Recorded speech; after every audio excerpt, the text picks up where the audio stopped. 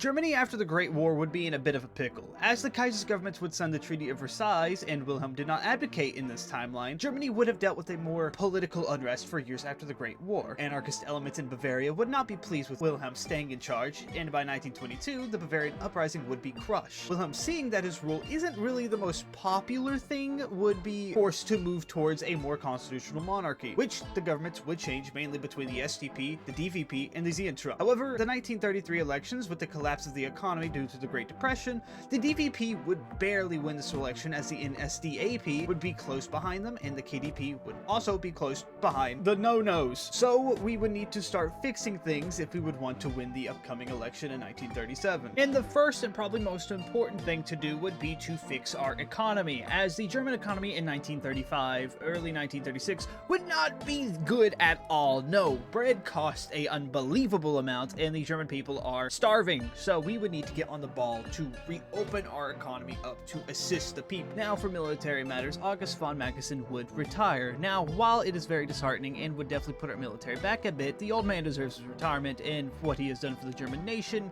he really does deserve it. Now, while addressing the state of our Air Force, I realized we had a lot of very outdated equipment. So, in a way to boost our economy and make some sweet, sweet moolah, I decided to sell all of our outdated aircraft into the market. So that way we can get an economic boost from other nations, as well as make more money. And by shock, a lot of people wanted our stuff. I mean, hey, listen, German equipment is superior. I don't know what to tell you. Listen, the Car 98, it's a Car 98. The current administration will begin work projects, especially in northern Germany, as the northern ports up in Germany would have seen a lot of backlash from the Great Depression, as German imports and exports would be very low. They wouldn't really make a lot of money. We would begin to completely reform our currency from the ground up. Now, yes, this would be very unpopular, and people would protest and riot against these actions. However, we would need to do this in order to bring our economy back to what it once was. One of the many things we can do to assist in that plan is to lower our taxes, as yes, this would bring a very much needed boost to the German people in terms of their economic situation. With us being able to spend a little bit more money in things not in the economic center, we begin to rebuild our navy, as with the 1935 treaty with the United Kingdom, we were able to have a small navy.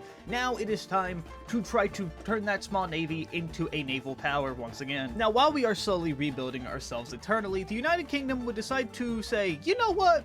Let's trend in the opposite direction and go skydiving, right? Because the black shirts would begin to start to form in the United Kingdom. And I would really just like to imagine this is how Kaiser Wilhelm felt during this time in this scenario. As I just have a feeling he'd just be like, oh, hi, it's me, Cousin Willie over here. Yeah, I'm doing better than you now. Fuck you. Now, with the United Kingdom slightly distracted with more internal policies, we would begin the Plan Z motion. This way we can try to revitalize our navy to rival the United Kingdom if we have to go to war with them. And something the German government would definitely do would be to approach Sweden with a trade deal. As the Swedes have a very big steel supply in their nation, we would attempt to sign a new trade deal with the Swedes, and they would accept it. Now, during the trade deal with Sweden, the Spanish Civil War would also break out, and Kaiser Wilhelm, one, wanting to train up his military in active combat, giving him a test of waters, and two, also wanting to stop the spread of communist values, as the Spanish Republic is being backed by the Soviet Union. Wilhelm would send some divisions over to Spain to assist them in their civil war. The 3rd Volunteer Corps would be a very big help to the Spanish state, as this would help clear out the north part of Spain quickly for the Spanish government. And by quickly, I mean just like 2 weeks. With the election year finally upon us, the DVP would be working more towards unionizing policies, more workers' rights, more benefits for the working class, so that way when the election comes around, the workers could see that the DVP is working more for them. With the election now here, the DVP would win the popular vote, obtaining about 48% of the population voting for the DVP, as they see economic reforms and policies that the government has been doing. They would really be more pro-DVP rather than against DVP and voting for more radical parties. I just know there's one specific person in this timeline who's probably pissed off that they didn't win the election. By mid-1937, the German Volunteer Corps would finally clear out the remaining Spanish Republic garrisons up in the north. And not to brag, but they did a really damn good job up in Spain, I'm just saying. Now, when it came to redefining our military doctrines, we had two options. On one hand, we could continue the Prussian legacy. However, a lot of people in the military we might see it as a similar fate to World War I, and we could go with a new modernized Panzer Division doctrines. However, the Panzer doctrines would cost a lot of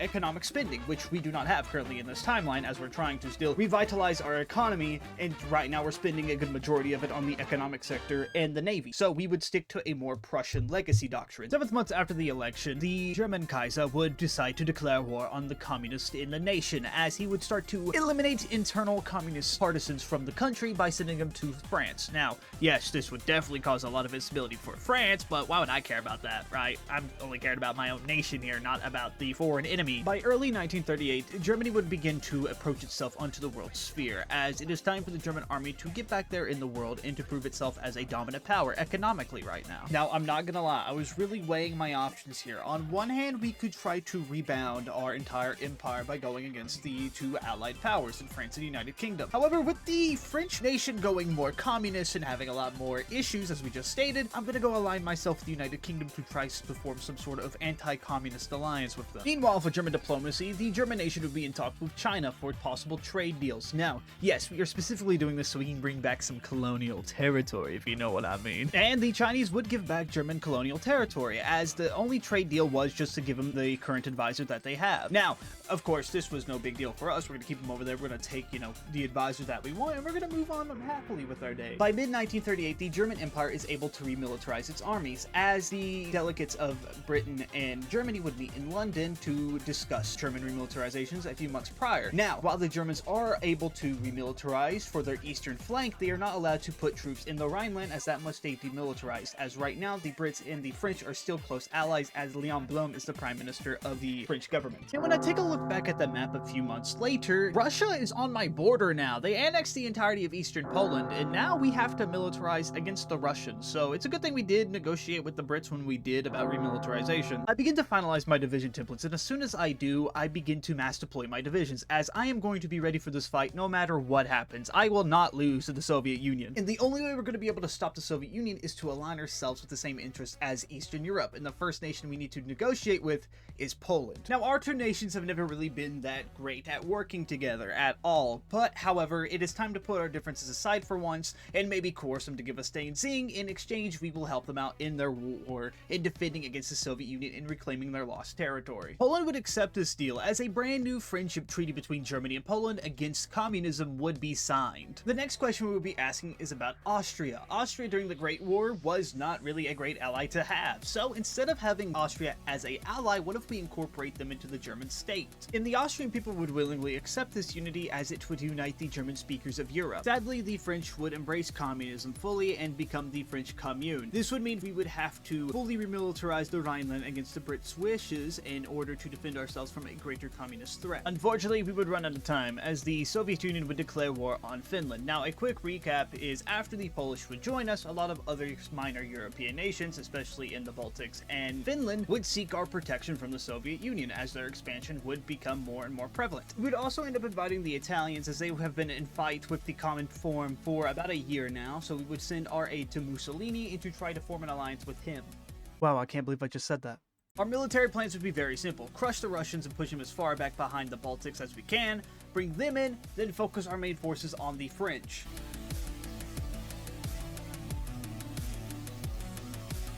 We would attempt to negotiate with the Swedish government in order to send transits of supplies to the Finnish government. As we really have no other way to send the equipment to Finland due to the Soviet Navy, we would try to send it through Sweden to get it to Finland.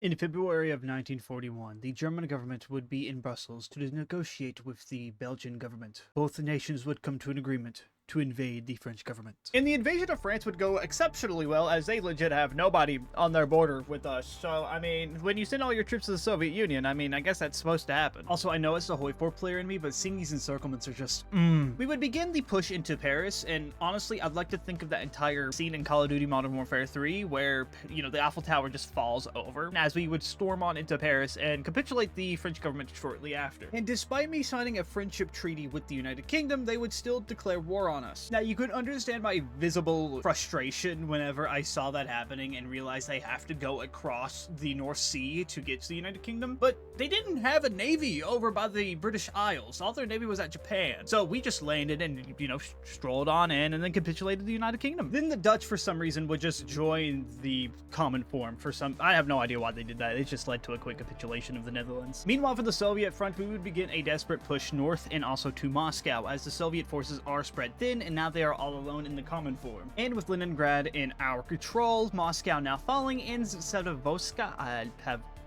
what's the city? The city over there by Japan, all falling, and it just really being Stalingrad left to hold, the Soviet Union would white peace. Now, yes, this is because the recording was like 6 hours.